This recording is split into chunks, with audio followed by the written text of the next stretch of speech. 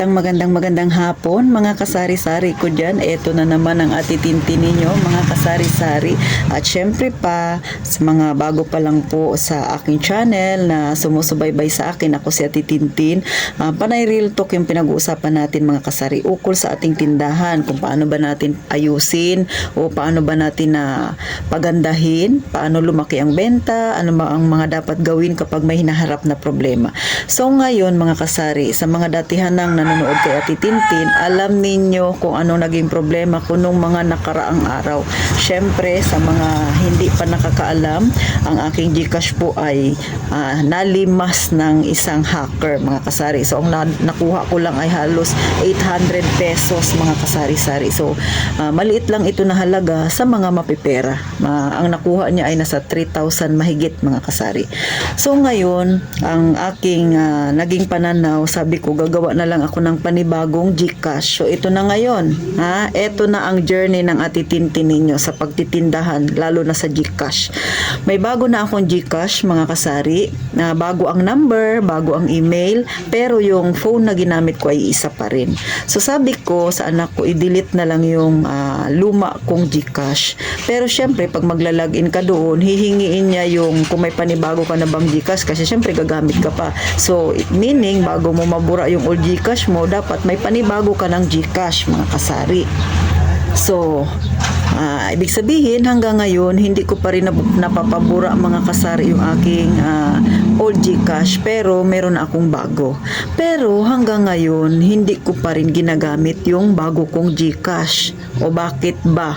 O makinig ng maigi ha mga kasari, para kung mangyari sa inyo yung nangyari sa akin, alam mo na ang gagawin mo. Hindi ko kayo tinatakot ha. Sa akin ay nagiging transparent lang ako sa inyo kung ano ang ginawa kong pamamaraan at kung bakit hanggang ngayon hindi ko magamit-gamit ang pangalawang GCash ko or yung bagong GCash ko. So eto na nga. Siyempre, inopen ko na yung bagong GCash ko. 0-0 talaga siya kasi wala pa siyang laman. Pag pumunta ka sa, pag i-click mo yung GCash mo sa baba nun, di ba, home? Then, siyempre, yung sunod doon ay inbox. Wala pa siyempre yung transaction, QR code. Next, yung transaction history. Siyempre, wala pa akong transaction history. At siyempre, yung profile. Ngayon, sa profile na yun, siyempre, ang ginawa ko, click ko yung profile. Tapos, chinek ko kung fully verified na. Kasi siyempre, bago ko gawing pang business ulit yung GCash ko, kailangan fully verified na. Kasi kung hindi mo siya fully verified, 5,000 lang yung pwede mong ilagay sa wallet limit mo. So, eto na nga. Pag-check ko ngayon sa bagong GCash ko sa wallet limit, merong nakalagay doon na 0.96. So, nagtataka ako, saan ba galing yung 0.96 mga kasari? So, ngayon, para ma-confirm yung hinala ko na kung totoo ba talaga, mga kasari, syempre, kailangan ko ng ebidensya. So, may customer ako na bumili sa aking tindahan. Ngayon, sabi niya, GCash ang ibabayad ko. So, ang ginawa ko, sabi ko, isend mo doon sa luma kong GCash. Ulit, hindi ko pa yan nadidelete until now ang luma kong GCash.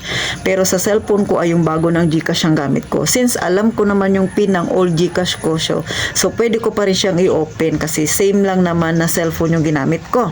So ito na nga mga kasari, nung nag-send na siya, nagbayad na siya sa GCash ko doon sa old GCash ko, aba, confirm.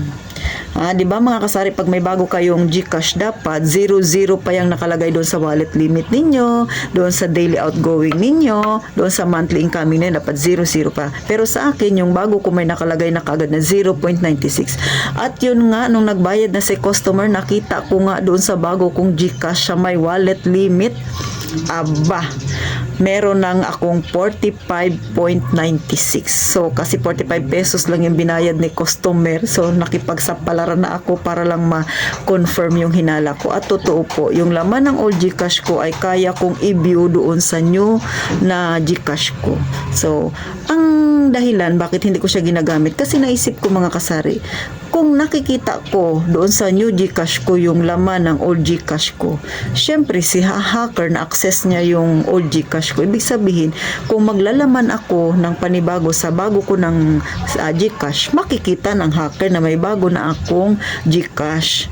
So ganun. So nagda-doubt talaga ako mga kasari, kasi nga kitang-kita niya pa rin. So ngayon ilalagay ko dyan sa taas, pero wala na nakalagay doon yung 45.09 sa 45.96 doon sa wallet limit ko, kundi sinend ng anak ko doon sa Gcash niya. Ito ring anak ko pa pataka-taka din eh.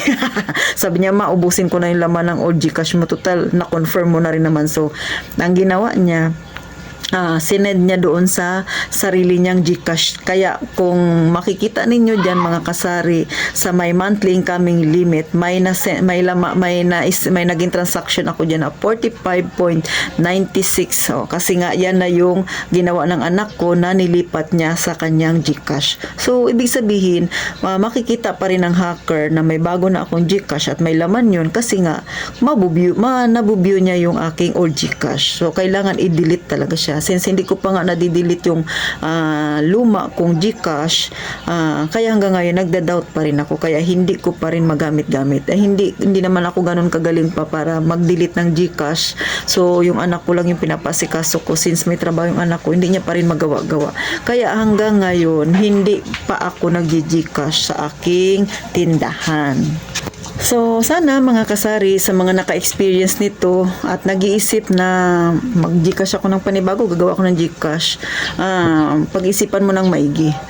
Maging mapagmatsyag lalo mga kasari. Kasi sa akin, yun lang naman yung hinala ko. Pero hindi ko naman sinasabi na hinala ko ay tama rin. Pero paano kung tama? Kasi nga, nabibigyo ko yung laman ng old Gcash ko. Ibig sabihin, si hacker, makikita niya rin na may bago na akong Gcash at mabibigyo niya kung may laman nga yung bago ko ng Gcash. Kasi nga, syempre, isang name lang naman yung ginamit ko mga kasari.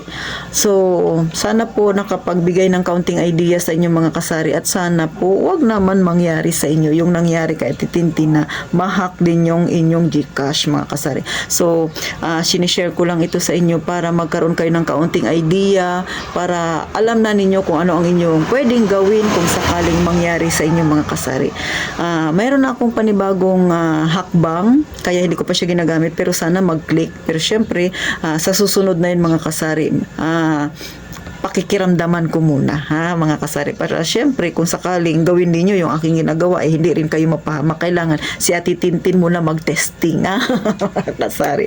So paano mga kasari, sana po pa-subscribe naman, lambing na lang na Ate Tintin. At sa 442 po na nag-subscribe sa akin, marami-rami na tayo mga kasari. Thank you po ng marami sa inyo. Sana po dumami pa tayo.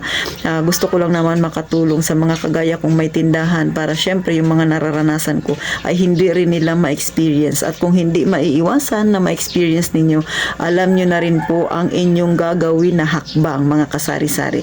So paano mga kasari? Doble-dobling ingat, mag-iingat tayong palagi.